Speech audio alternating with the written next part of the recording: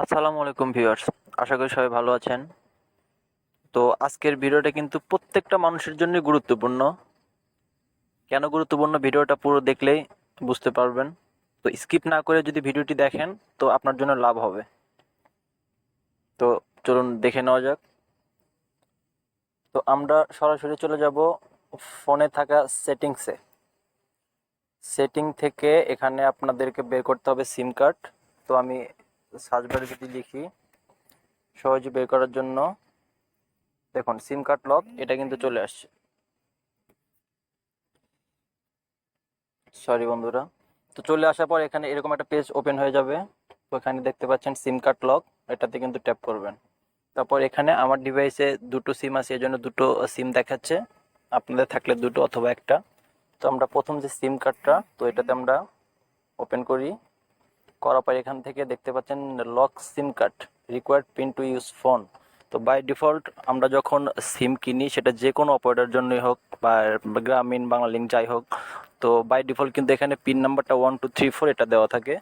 তো আমরা এটাকে ট্যাপ করব, করার পর 1 2 3 4 দিয়ে দিলাম। তো আমাদের সিম কার্ডটা কিন্তু লক হয়ে গেল।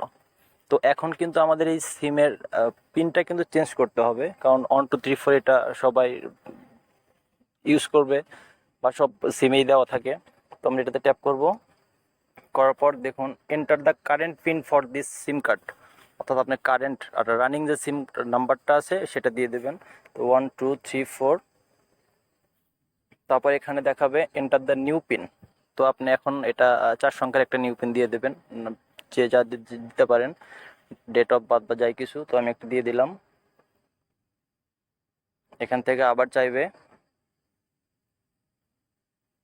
তো দেখুন আমাদের পিন নাম্বারটা কিন্তু চেঞ্জ হয়ে গেল। তো এটা করলে হবে কি, আপনার সিম কার্ডটা যখন হারিয়ে যাবে, আপনার ফোনটা হারিয়ে গেল, তখন আপনার সামনে দুটো অপশন, হয় সিম রিপ্লেস করতে হবে, না হলে সিম নতুন একটা কিনতে হবে। কিন্তু আপনার এই সিম কার্ডটা যখন অন্য কেউ তার ডিভাইসে যখন এটা ওপেন করবে, তখন কিন্তু এই পিন নাম্বার দিয়ে তা ভেরিফাই করে তারপর আপনার সিমটা চালু হবে।